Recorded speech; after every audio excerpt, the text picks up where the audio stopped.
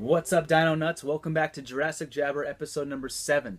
This is the one. This is the one that a lot of you have been requesting for months. We are going to go over one of the biggest, most bizarre carnivores to ever walk the planet.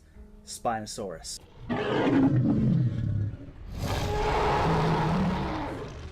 To start off, I do have to say thank you to all of you who are liking and subscribing to these videos. It's so much fun. I'm going to start this Spinosaurus segment off the right way with a new unboxing from Prey Collection. I wonder what's inside.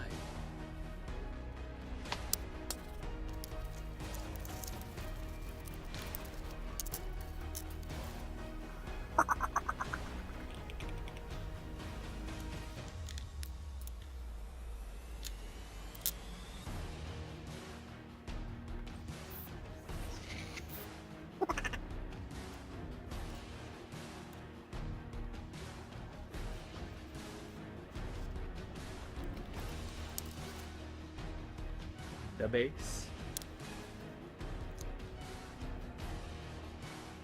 And there you have it. That has to be one of the coolest models I've ever had. We're gonna leave this guy right here so we can come back to him later and use him as a reference. Now that I have my scientifically accurate little model of Spinosaurus, let's get up close and personal with this beast. Now, Spinosaurus lived about 112 to 93 million years ago in the mid-Cretaceous period in what is now North Africa. Its name literally means spined lizard. I'm sure you can figure out why. The holotype specimen of this animal was discovered back in 1912 and described by paleontologist Ernst Stromer back in 1915. Sadly, the original holotype specimen was destroyed during a massive bombing in World War II in Munich, Germany. All of the original specimen, the information, the images were all completely destroyed. Heartbreaking for Stromer and the world of paleontology. Thankfully, another Spinosaurus was nice enough to die in a lake bed and fossilize so that we could discover it in 2005, which was even more complete than the original holotype specimen from Stromer. Spinosaurus has been estimated to grow over 50 feet long. Most humpback whales only grow up to 50 feet long, and it probably weighed about 10 tons. The skull of this behemoth reached lengths of 2 meters, and that's the same length as the dorsal spines on its back. These distinctive spines were literally just extensions of the vertebrae, were probably covered in skin connecting all of them, and were most likely very colorful. It's even been suggested that this sail-like structure was covered in fat like a camel's hump. That one's kind of a long shot. Either way, multiple functions have been suggested for this structure, whether it be display or even thermoregulation.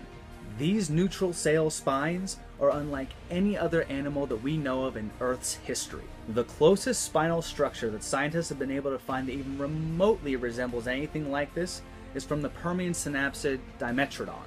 Now don't forget that these spines were actually extensions from the vertebrae, so if Spinosaurus were to fall over and roll, it would have literally broken its back. Now let's go over the skull of this beast. The largest recorded skull of this animal was 5.9 feet long, with conical teeth that ran through the upper and lower jaws ranging anywhere from 2 to 7 inches in length. This thing definitely had a smile that only a mother could love. Now I know what you're all thinking. Wouldn't it be cool if he actually had a Spinosaurus tooth to show us? Well, guess what I do. The teeth of Spinosaurus were conical, strong, serrated, made for piercing and gripping more than anything else. This particular one is from Morocco, and most likely it originated from the middle to back of the Spinosaurus jaws. Quick tip for anybody at home who has a real fossil, wear gloves when handling it. The oils on your hands actually deteriorate the minerals around it, and over the course of a period of time, you might not have a fossil anymore. And as I mentioned in episode 6 about baryonyx, the large notch at the end of the snout created by the recess in the premaxilla was actually perfect for gripping into aquatic animals like fish. Spinosaurus had little pits at the end of its snout that were pressure receptors, so when it stuck its nose underneath the water, it was actually able to detect the movement of anything swimming around it. Now, not a lot is known about the eyesight or olfactory system of Spinosaurus, but to be able to hunt on land and in the water, it had to have at least an impressive sense of smell. Now, Spinosaurus is part of a very select group of rare dinosaurs ranging anywhere from South America to Asia. Now, 95 million years ago, northern Africa is thought to have been abundant in rivers and swamps, and definitely would have played host to some of the largest land carnivores of all time. And sea levels were over 100 meters higher than they are today. A lush ecosystem ranging from Morocco all the way to Egypt. A little side note that living at the same time as Spinosaurus and in the same region were animals like Sarcosuchus, which is a giant crocodile, and Carcharodontosaurus, again, bigger than T-Rex. But if one of you is eating on land and the other one is eating in the water, there's no direct competition, which means that more large carnivores can occupy the same environment. And it's the first semi-aquatic dinosaur. We really think of dinosaurs as land animals. So this dinosaur avoided direct competition with other predatory dinosaurs that lived in its environment and went after aquatic prey.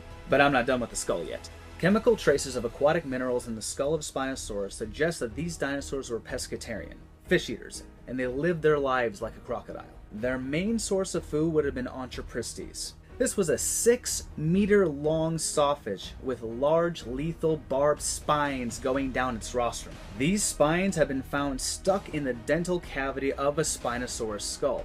And Spinosaurus teeth have been found lodged in the skeletal remains of Onchopristes. Why is that relevant?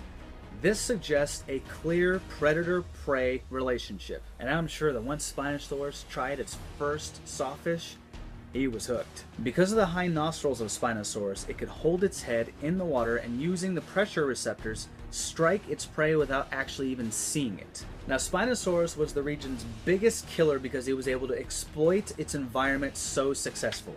And for a time, it lived with little to no threat from other dinosaurs, which helped the species grow into 17-meter giants. This thing had an overall body at least 10 feet longer than the largest known T-Rex, and there is no other animal, alive or extinct, that looks anything like Spinosaurus. Now let's talk about the overall skeletal structure of Spinosaurus. The way that we think Spinosaurus may have looked had drastically changed from 1915 to 2015. And now we're gonna go live. Today's Lasorna in the field with Benjamin. Benjamin, what's it like out there? It's after me. I can hear it. It's a terrifying land predator. It's so tall. It's so fast.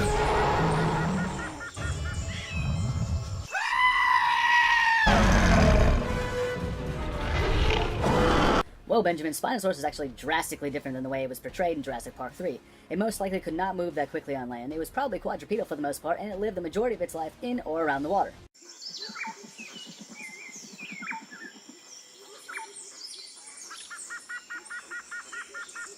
Now, we still don't have a complete skeleton, but paleontologist Nazar Ibrahim and Paul Storino of the University of Chicago have taken pieces from Stromer's skeleton, pieces of Suchomimus which help out with the skull, and Nazar Ibrahim's new specimen to put together a complete skeleton. Using 3D programs, they are able to put together an up-to-date version of what Spinosaurus actually looked like. And it's confirmed it is the largest land predator ever to walk the earth. Now, I actually had the pleasure of attending a lecture with paleontologist Nazar Ibrahim, and I cannot tell you how cool it is to be able to give you guys the information that I got directly from the source. He was such a nice guy, and he signed my picture. Now for its anatomy. The arms of Spinosaurus were more massive than any other carnivorous dinosaur that we know of, with huge claws. But it wasn't balanced very well, which is why it probably used these long arms to walk on land, which obviously would not have been a problem when it's in the water. An elongated neck and trunk shifted the animal's center of gravity to its midsection. Compared with other terrestrial dinosaurs, the pelvis was smaller and the hind legs were shorter. The shin bone of Spinosaurus was longer than its thigh bone. That only occurs in animals that paddle. Structures of the femur and flat-bottomed foot claws suggest that this animal used its feet for swimming. Paul Storino took a section of the femur and discovered that there was no marrow cavity. The bones were solid and dense for buoyancy control. We took a section of the femur to look at the details of how old the dinosaur was and what the structure was, and we found that it didn't have a marrow cavity. Now, we had never seen this in any predatory dinosaur. They all have good marrow cavities, but not Spinosaurus. And that resembles animals that actually are spending a lot of time in the water. They want themselves to be a little bit heavier so they don't float all the time and they can control their swimming movement. Now for the claws. Its massive front claws helped it tear up food. Its rear claws, on the other hand, were wide and flat.